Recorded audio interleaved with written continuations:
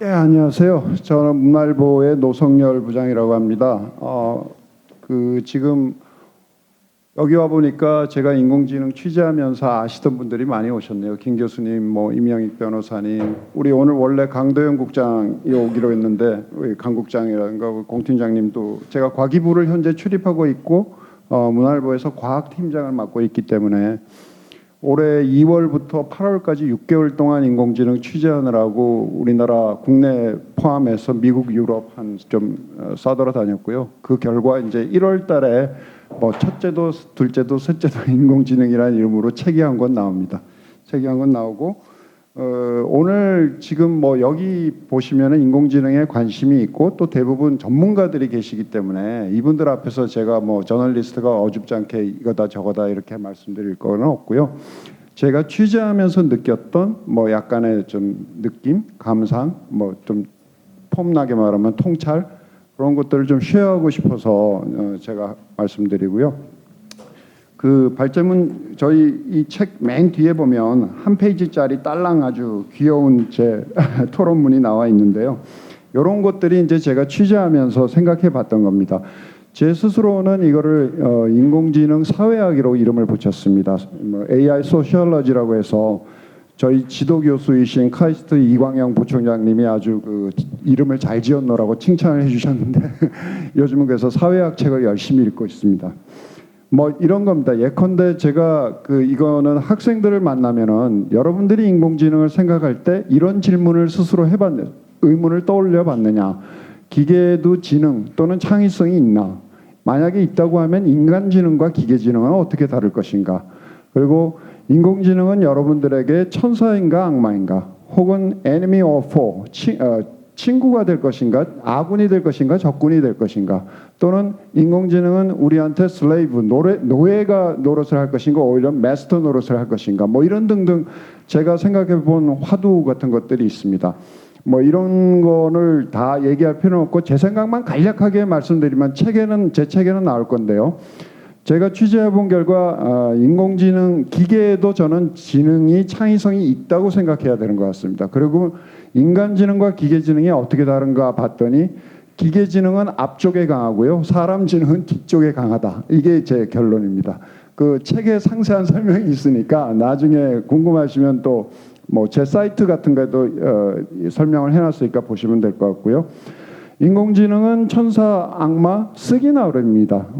저희가 쓰기 나름이고요. 인공지능은 주인도 노예도 아니지만 가급적 저희들이 친구처럼 친근하게 사귀어야 될 대상인 것 같습니다. 여러분들이 보통 친구 사귀면은 그 친구의 성격, 외모, 뭘 좋아하나 싫어하나 토론도 해보고 저녁에 소주도 같이 한잔 먹어보면서 여러 가지로 파악하려고 애를 쓰잖아요. 마찬가지로 인공지능을 우리가 친한 친구처럼 가깝게 지내고 멋지게 또 이 친구와 어떤 협업을 하려면은 그 친구의 특이성에 대해서 정확하게 잘 알고 장단점에 대해서 파악을 해야 될 것 같습니다.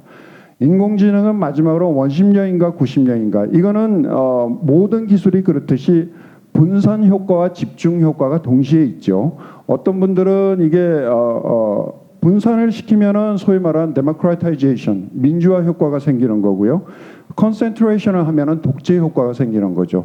저희들이 중국이라든가 미국 같은 인공지능 요즘 그 보도 사례를 보면은 여러분 느낄 수 있듯이 구심력과 원심력은 어떻게 보면은 하나의 힘의 양쪽 측면이기 때문에 그 인간이 그 중간에서 밸런스를 잡는 게 중요할 것 같습니다. 제가 인공지능 사회학을 하면서 보면은 책을 요즘 읽어보니까 사회학 책이 굉장히 많이 바뀌었더라고요. 옛날에 저희가 고전 사회학의 오기스트 꽁트 사회학의 창시자 이렇게 해서 19세기, 20세기 사회학 책하고요. 지금 2019년의 사회학 책을 읽어보면 아주 많이 달라졌어요. 현대 사회학이 다루는 거는 이른바 입법, 사법, 행정이 서로 분리돼 있고 지난 200년 동안 잘 작동돼 왔던 근대 국가 시스템에서 얘기했던 거에서 다루지 못했던 문제, 예를 들어서 기후변화라든가 국소적인 국지적인 테러 문제, 심지어 요즘은 저희들 아들, 딸 세대들 보면 알지만은 얘네들은 젠더 이퀄리티를 요구하고 있죠.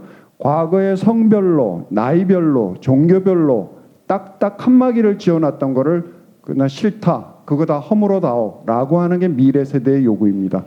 지금 김혜영 국회의원님이 우리 보좌관 통해서 저보고 토론 참여를 요구하셨길래 전 사실 잘 몰랐어요. 오늘 와서 검색해 보니까 부산의 40대 역시 변호사 출신 아주 그 교육위원회에서 이런 공부까지 열심히 하시는 거 보니까 제가 50대 후반이니까 대한민국의 미래도 밝구나 이런 생각이 드네요. 그래서 현대 사회학에서 다뤘던 문제를 인공지능 학자들도 역시 마찬가지로 인공지능이 사회와 만날 때 이런 문제에 맞닥뜨릴 거라고 저는 생각을 하고요.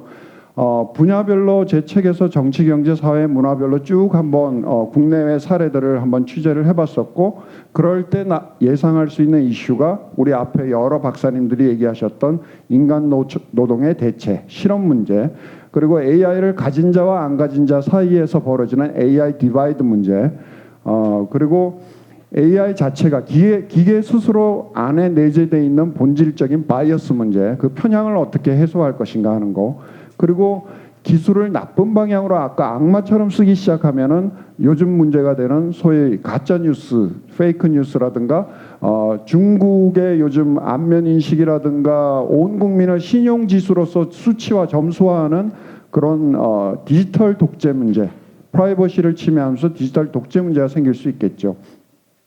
아까 우리 임영익 변호사님은 인공지능의 큰 어떤 인간과 구별되는 것 중에 프레디쿠스, 예측 능력이라고 말씀하셨는데, 이게 예측만 해서 인간이 선택할 수 있도록 도와준다면은 플러스가 되겠지만, 심지어 예측이라는 이름으로 인간을 특정 방향으로 유도하거나 유인해서 사람이 자기의 자유의지와 관계없이 기계의 뜻대로 혹은 그 기계를 설계한 사람의 뜻대로 움직이게 하는 그런 부작용도 충분히 생각할 수 있습니다. 항상 다른 사람이 있다라는 걸 잊어버리면 안 된다고 생각하고요.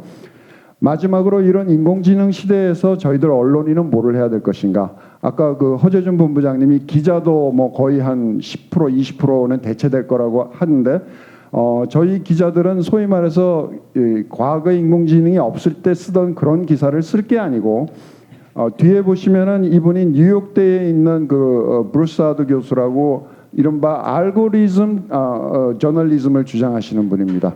그러니까 앞으로 언론인도 모든 사회 분야에 만연되게 될 인공지능 알고리즘 자체의 속성에 대해서 상당 부분 이해를 갖고 스스로 취재에 필요한 알고리즘을 작성할 정도의 데이터 사이언스 지식을 갖고 그 알고리즘 자체가 갖고 있는 한계라든가 편향을, 그 부작용을 파헤칠 수 있는 보도를 해야 된다라는 게 이제 디지털 저널리스트 시대에 요구되는 덕목이라고 이 교수님은 주장을 하고 계십니다.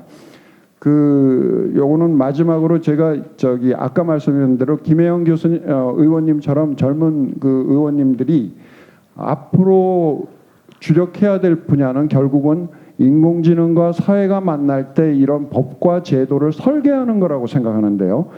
근데 인공지능 전략이 하면은 그 안에 아마 윤리 헌장이라든가 에틱스 가이드라인도 들어갈 거라고 생각하는데, 어떤 의미에서 인공지능 법제도 가운데 이거는 헌법 같은 겁니다. 인공지능을 개발할 때 앞으로 이런 원칙으로 개발을 해라라는 헌법이기 때문에 그 큰 원칙을 정하고 나서 그 다음에 각 개별법으로 어떤 제도화해 나가는 절차, 그게 굉장히 중요할 것 같고요.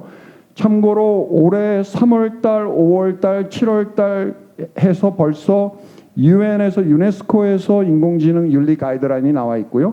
5월달에 OECD에서 정부, 범정부 간 각국 정부가 지켜야 될 가이드라인을 OECD에서 제출해 놓은 게 있고요. 그리고 EU에서는 민간 기업을 포함해서 주로 비즈니스를 중심으로 어떤 Ethics Guideline for Trustworthy AI라는 원칙을 이미 천명을 한 바 있습니다. 그리고 IEEE라는 공학자들의 단체에서는 이미 P7000이라고 해서 P7000이라고 해서 인공지능에 관한 국제 기술 표준을 벌써 제시를 해놨습니다. 저희가 옛날에 유럽에 수출하려고 하면 ISO 기준이라든가 이런 어떤 기술 표준에 맞추지 않으면 아예 수출이 봉쇄되잖아요.